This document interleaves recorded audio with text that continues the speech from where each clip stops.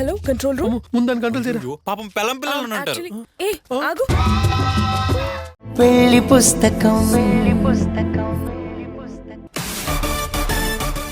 ఏ ఉండు. ఆంటీ గారు ఒక్కరే ఉన్నట్టున్నారు. ఒక ఆట ఆడేసుకుందాం పద.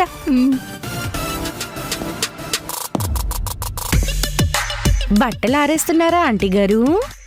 లేదు, పనిలేని కాకులు పిచ్చి కూతలు కూస్తుంటే కర్రతో తరుముతున్నాను. కర్ర కాదు, మీ చేతిలో ఉన్నది నందు ప్యాంట్ అనుకుంటా. అంటే మీరు కాకులను ఒప్పుకున్నారా? కామెడీ. ఆంటీ గారిలో అద్భుతమైన హాస్యం కూడా ఉంది తులసి. ఇన్ని రోజులు మనకి తెలియలేదు. తెలిస్తే రోజు వచ్చి మా గుమ్మం దగ్గరే వాళ్తాయని నేనే చెప్పలేదు. మీరింత తెలివిగా మాట్లాడతారు కాబట్టి గెస్టుల్లా వచ్చి ఇన్ని రోజులు తిష్టి వేస్తారు. తిష్టి గిష్టి అంటే ఊరుకునేది లేదమ్మాయి. నువ్వు ఊరుకో ఉషా, ఆంటీకి కోపం వస్తుంది. ఒక్క నిమిషం ఉండండి, నేను మళ్ళీ చేస్తాను. కానీ ఏ మాట కామాటే భారతి గారు, నందు సిద్ధుతో మీరు చాలా బాగా కలిసిపోయారండి. నందుని శ్రమ పెట్టకుండా ఎంచక్క అన్ని పనులు మీరే చేస్తున్నారు. ముఖ్యంగా మీ అమ్మాయి అయితే సొంత మనిషిలానే అనుకోండి. సిద్ధు కూడా మీరొచ్చిన తర్వాత చాలా సంతోషంగా ఉంటున్నాడు. అదే కదా తల్లి కూతుర్ల టాలెంట్. ఈ మాత్రం తెలివితేటలు లేక పాపం అభిలాష వెళ్ళిపోయింది. వీళ్ళిద్దరూ ఇక్కడే ఉండిపోయారు. ఉండిపోయారంటే సిద్ధు వీళ్ళ అమ్మాయికి బాగా కనెక్ట్ అయ్యాడు, అందుకే వదిలి వెళ్ళలేకపోతున్నారు. అంతేనా ఆంటీ గారు? కనెక్ట్ అయింది సిద్ధు కాదు తులసి. మరి ఎవరు ఉషా? భార్య లేని భర్త, ఆడది లేని ఇల్లు. నువ్వే అర్థం చేసుకో. ఎప్పుడు ఇంకొకరి మీద పడి ఏడవడం తప్ప మీకేం పని పాట ఉండదా? మేం పనులన్నీ అయిపోయాకే బయటికి వస్తాం ఆంటీ గారు. మీలా కాని పనులు చేసే అలవాటు మాకు లేదు. మాటలు మర్యాదగా రానివ్వండి, లేదంటే నా చేతులు సమాధానం చెప్పవలసి వస్తుంది. రిలాక్స్ ఆంటీ గారు, ఇది మా కాలనీ. మీరు జస్ట్ గెస్ట్లు. ఏంటి ఉషా సిల్లిగా గెస్ట్లు అంటున్నా? ఆవిడ కూతురుతో సహా ఇక్కడ సెటిల్ అవ్వడానికే వచ్చింది. మీరలా కోపంగా చూసినా, శాపాలు పెట్టినా ఇది మాత్రం మా మాట కాదండి. కాలనీ వాళ్ళందరూ అంటున్న మాటే. ఈ వయసులో మీకు నీడ అవసరం, మీ అమ్మాయికి తోడు అవసరం.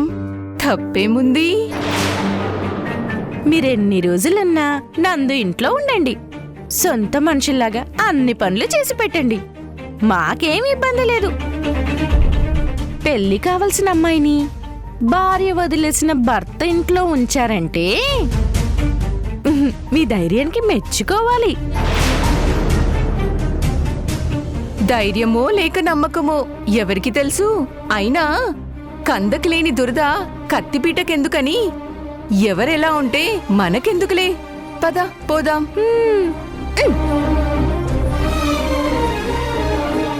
ఇన్ని మాటలన్నా తల్లిగా ఆవిడ సైలెంట్గా ఉందేంటి? అంటే వాళ్ళు చెప్పేవన్నీ నిజమేనా? అందుకే ఏం మాట్లాడట్లేదా? మీకెందుకండి ఈ పనులన్నీ? నేనున్నప్పుడు నన్ను చేయనివ్వండి.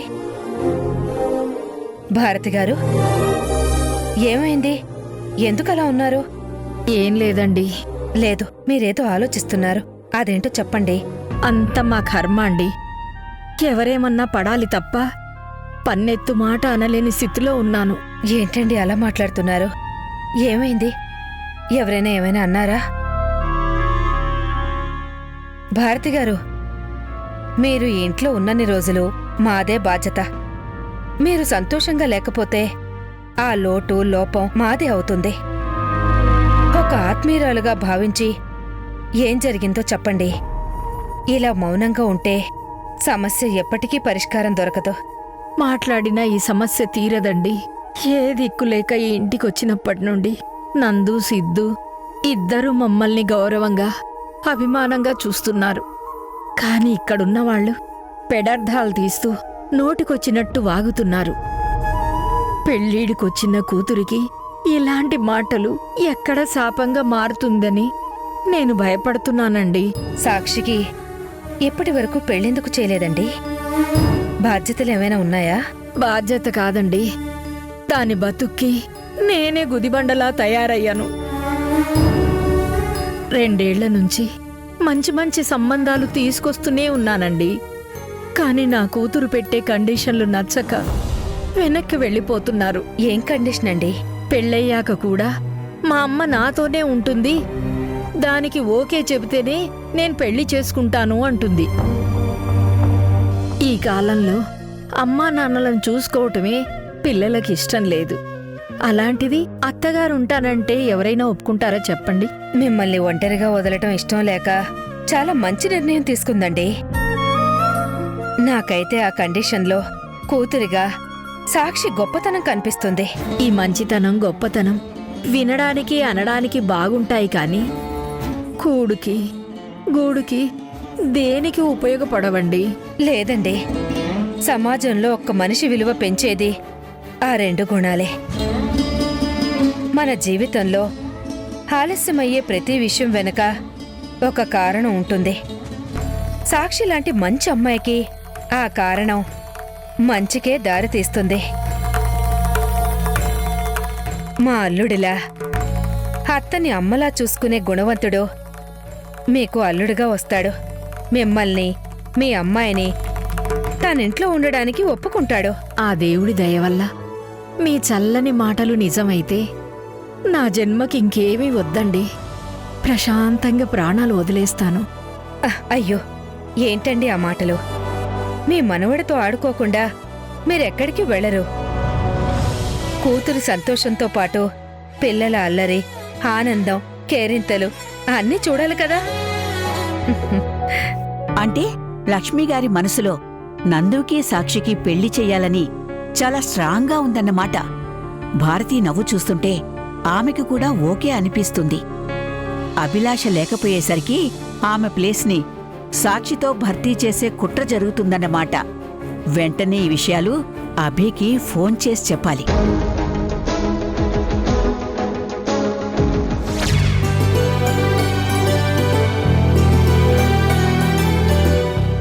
ఇంకో చాలమ్మా, ఇంకొద్దు.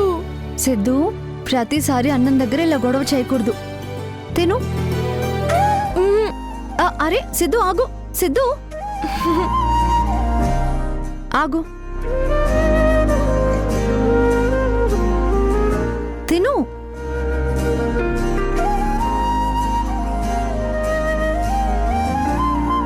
ఇదే లాస్ట్, ఇంకా పెట్టకూడదు. నా స్టమక్ ఫుల్ అయింది చూడు. అరే అయ్యో సిద్ధు, ఒక నిమిషం ఉండు. అయ్యో సిద్ధు, తాగు.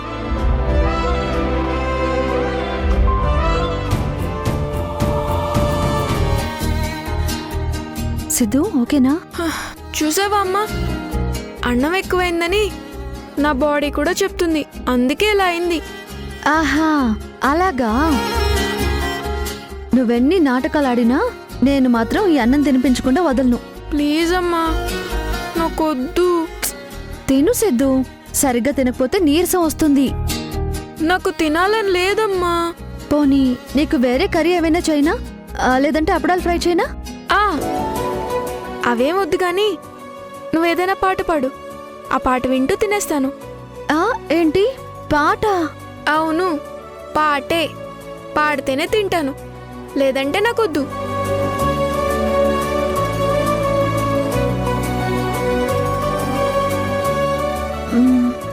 సరే దా.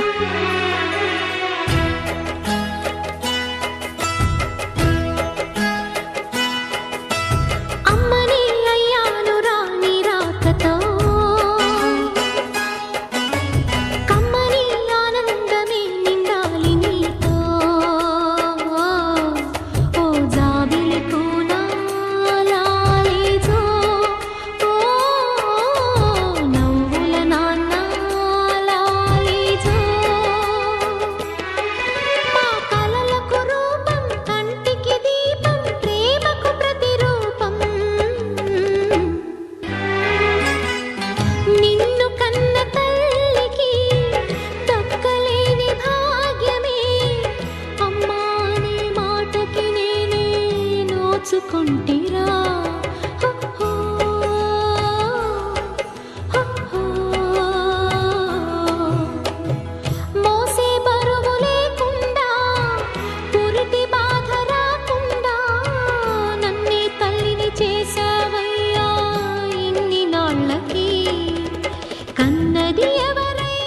అనుమానం నిజమే అనిపిస్తుంది. అభిలాష ప్లేస్ని సాక్షితో రీప్లేస్ చేస్తున్నారన్నమాట. ఈ విషయం అభికి చెప్పి అలర్ట్ చేయాలి. చిగురెరుగని తోటే చిగురించెనురా చిరు చిరు నవ్వులకి. దేవుడు ఒకటి దూరం చేస్తే ఇంకొకటి ఇస్తాడని అంటారు. నా మనవడికి అమ్మంటే ప్రాణమని ఆ దేవుడికి కూడా తెలుసు కాబట్టే సాక్షిని ఇంటికి పంపాడు. సిద్ధు మీద సాక్షి చూపిస్తున్న ప్రేమకి ఏమిచ్చినా ఏం చేసినా తక్కువే. భారతి గారు కోరుకున్నట్టు సాక్షికి మంచి పెళ్లి సంబంధం వెతికితే ఆవిడ సంతోషపడతారు. అలాగైనా కాస్తలో కాస్త రుణం తీర్చుకున్నట్టు అవుతుంది. ఈ రోజు మా సిద్ధు భోజనం వల్ల నీ ప్రేమ పాట రెండూ చూసే అదృష్టం కలిగిందమ్మా. సిద్ధు, ఇంకెప్పుడు భోజనం దగ్గర మారం చేయొద్దు నాన్న. అలాగే అమ్మమ్మ. నేను వెళ్ళొస్తాను సిద్ధు. సరే అమ్మమ్మ, బాయ్. బాయ్. అమ్మ సాక్షి, ఆ, ఏదైనా అవసరం ఉంటే ఫోన్ చేయమ్మా. అలాగే ఆంటీ. సరే భారతి గారు, వెళ్ళొస్తాను.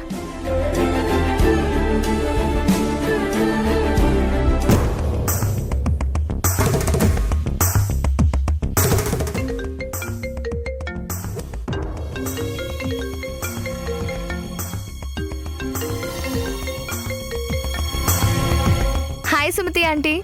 ఏం హాయోలేమ్మా, నువ్వు నేను కాదు, ఇక్కడ నీ మెట్టినింట్లో అందరూ మనకన్నా చాలా హాయిగా ఉన్నారు. ఏమైంది ఆంటీ? అవును, మీ అమ్మకి సాక్షి ముందే తెలుసా? లేదు. ఎందుకు అడుగుతున్నారు? తెలియకుండానే ఆ అమ్మాయితో అంత చనువుగా ఎలా ఉంటుంది? ఎవరైనా కొత్తవాళ్లు మీ అమ్మని సాక్షిని చూసినా, వాళ్ళ మాటలు విన్నా సొంత తల్లి కూతుళ్ళు అనుకుంటారు. అంత చనువుగా ఉన్నారు. ఏం మాట్లాడుతున్నారు? సాక్షి పెళ్లి కోసం మీ అమ్మ తీరు చూస్తుంటే ఆల్రెడీ సంబంధం కూడా సెట్ చేసినట్టే ఉంది. సంబంధమా? ఎవరితో? వాళ్ళ మాటలు ఆ నవ్వులు చూస్తుంటే నా అనుమానం నిజమే అనిపిస్తుంది. అదే నీ మొగుడుతోనే సాక్షి పెళ్లి చేసేలా ఉంది మీ అమ్మ.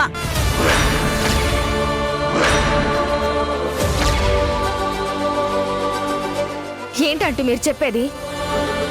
నందుకి సాక్షికి పెళ్ళా? అదేనమ్మా దారుణం. నీకు నచ్చినట్టు నువ్వు బ్రతకాలనుకున్నా నీ తల్లి మాత్రం నీ మీద పగ సాధిస్తున్నట్టుంది. కోపం ఉంటే కొట్టాలి, తిట్టాలి, అంతేగాని అల్లుడికి వేరే పెళ్లి చేయడమేంటో. ఇలాంటి విచిత్రం నేనెక్కడా చూడలేదమ్మా. నిజంగా మీ అమ్మే దగ్గరుండి వాళ్ళిద్దరి పెళ్లి చేయిస్తే మాత్రం ఇన్ని రోజులు నందు మీ అమ్మ నీ మీద వేసిన నిందలన్నీ సమాజం ముందు నిజమవుతాయి. నలుగురి ముందు నీ క్యారెక్టర్ చాలా నీచానికి దిగజారుతుంది. ఈ పెళ్లి వల్ల నీ పరువే కాదు, నువ్విష్టపడి వెళ్ళినా ఆ కళ్యాణగారి గౌరవం మర్యాదంతా మంట కలిసిపోతుంది.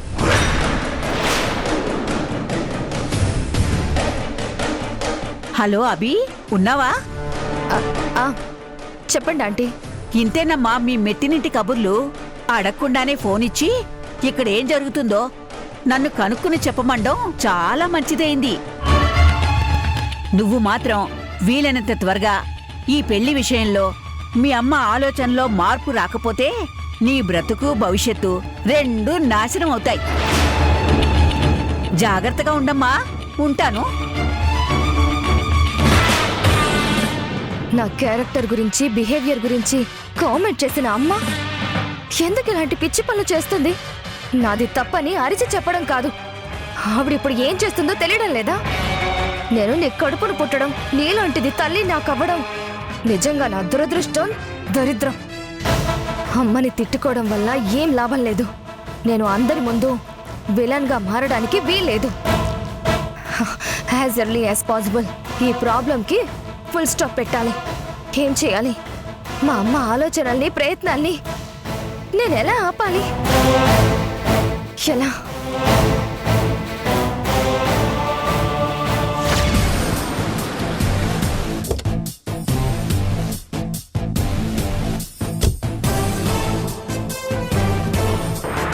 కూతుర్ని, కోట్ల ఆస్తిని ఇచ్చాడన్న అభిమానంతో ముసలుడికి కొన్ని అధికారాలు వదిలి తప్పు చేశాను. అందుకే ఈ లంచాలు, రాయబారాలు తప్పడం లేదు. కొత్త ప్రాజెక్టు ఫైల్ మీద సంతకం కోసం ఖరీదైన స్కాచ్ ఎరవేయాల్సి వస్తుంది.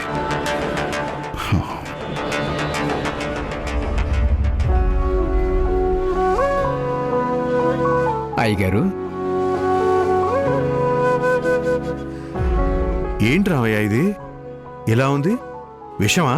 కాదయ్యా, ఇన్ని రోజులు మీ ఒంట్లో పెరిగిపోయిన విషానికి విరుగుడు. ఆ? కొన్ని రోజులు గ్యాప్ ఇచ్చాను కదా, ఈ పాటికి మొత్తం క్లియర్ అయిపోయి ఉంటుంది. ఇవన్నీ ఎందుకులే గాని వెళ్ళి మంచి స్ట్రాంగ్ కాఫీ తీసుకురా. కాఫీ కాదయ్యగారు, ఈ కషాయమే తాగాలి. ఇది నా మాట కాదు, తనూజ మేడం టెడ్డీల ఆర్డర్. ఓ, కాదు కూడదు అంటే ఇప్పుడే వాళ్ళకి ఫోన్ చేస్తాను, మీరే మాట్లాడండి. వద్దులే రామయ్య, వాళ్ళు తిడితే నషాళానికి ఎక్కుతుంది. వాళ్ళ మాటల కన్నా ఈ కషాయమే బెటరు. ఇవ్వు. Hi uncle. ఆ, ఏం చేస్తున్నారు? మీకోసం ఫారెన్ నుంచి స్కాచ్ తెప్పిస్తే మీరేంటి ఏదో పసరు తాగుతున్నారు? ఆ గ్లాస్ ఇలా ఇవ్వండి. అయ్యగారు ఈ రోజు నుండి ఇదే తాగలి బాబు. ఏం తాగాలో చెప్పడం కాదు నీ డ్యూటీ, ఏం అడిగితే అది ఇవ్వటం. తీసుకో అంకుల్, మీరు తీసుకోండి.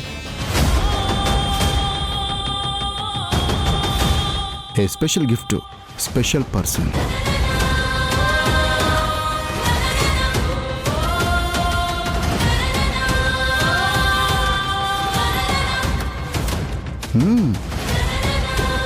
తీసుకోండి అంకుల్.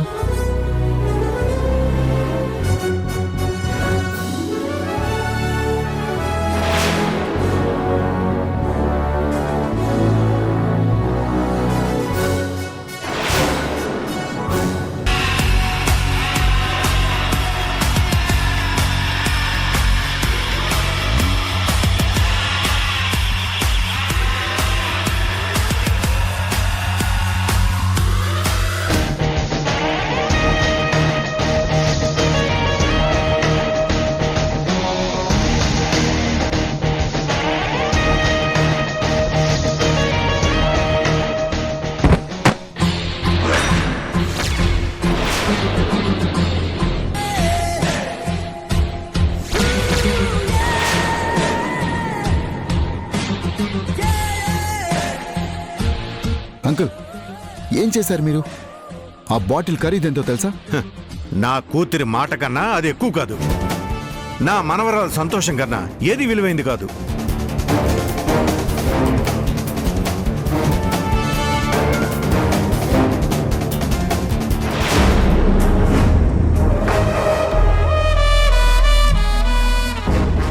అంటే మందు మానేశారా? ఏంటి కళ్యాణ్, మంచి పని చేస్తే అంత షాక్ అవుతున్నావు? నేను ఆరోగ్యంగా ఉండటం నీకు ఇష్టం లేదా? ఆరోగ్యం అని కాదు అంకుల్, మీరు ఈ మందు తాగితే ఎంటర్టైన్మెంట్ ఫీల్ అవుతున్నారని. కేవలం ఎంటర్టైన్మెంట్ కోసం చూసుకుంటుంటే జీవితంలో నాకు తెలియకుండా, నా నోటీస్కి రాకుండా నేను చాలా మిస్ అవుతున్నాను. అందుకే నా చిన్న కూతురికి, నా మనవరాలకి జీవితంలో మందు ముట్టనని మాట ఇచ్చాను. ఏంటి అంకుల్ ఇలాంటి డిసిషన్ తీసుకున్నారు? ఇలా చిన్న చిన్న గిఫ్ట్లు ఇచ్చి మీ రుణం తీర్చుకునే అవకాశం వచ్చినందుకు నేను చాలా హ్యాపీగా ఫీల్ అయ్యేవాడిని. ఇప్పుడు ఆ అవకాశం కూడా లేకుండా పోయింది. నాతో ఏదైనా పనుందా కళ్యాణ్? అంటే ఏంటి అంకుల్, ఏదైనా అవసరం ఉంటేనే వస్తాననుకున్నారా?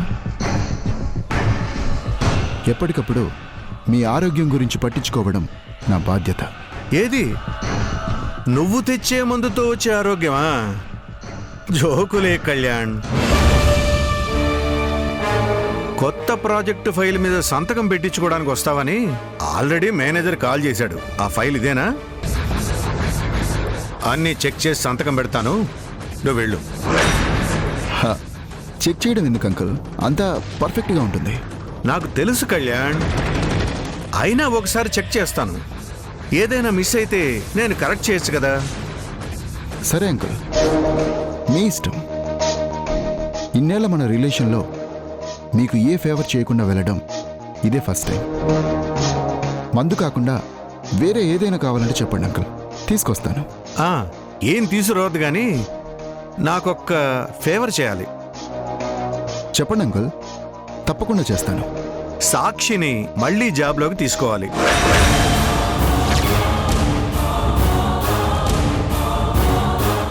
డైరెక్ట్గా నేనే మెయిల్ పంపొచ్చు, కానీ తర్వాత ఏం ప్రాబ్లం అవ్వకూడదని ముందు నిన్నే అడుగుతున్నాను. అంటే నేను ప్రాబ్లం క్రియేట్ చేస్తానంటున్నారా?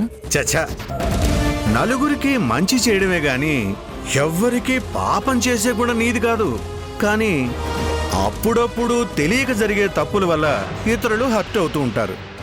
ఆ పాపం నీకెందుకని పరిహారం చెప్తున్నారా? సాక్షి గురించి పూర్తిగా తెలియకుండా సాయం చేయాలనుకుంటున్నారు. ఇప్పుడు ఆ అమ్మాయి ఎక్కడుందో తెలుసా? ఎంత హ్యాపీగా ఉందో తెలుసా? ఎక్కడుంది? మీరు పెద్దరాయుడ్లా పెద్దరికంతో తీర్పిచ్చారు కదా, ఆ నందగోపాల్ ఇంట్లో ఉంది. ఏంటి, నందు ఇంట్లోనా? అవును. పెళ్లి కాని అమ్మాయి పెళ్ళాం లేని వాడి ఇంట్లో ఉంటుందంటే మీరే అర్థం చేసుకోండి తన క్యారెక్టర్ ఏంటో. మనం ఏం అర్థం చేసుకుంటాం కళ్యాణ్, అది వాళ్ళ ఇష్టం. ఇప్పుడు నీ విషయమే తీసుకో. పెళ్ళాం లేని నీ కోసం ముగుండు వదిలేసి ఒక అమ్మాయి వచ్చింది. నందుతో ఉన్న సాక్షి కన్నా అభిలాష క్యారెక్టర్ బ్యాడ్ అని నేనన్నానా చెప్పు?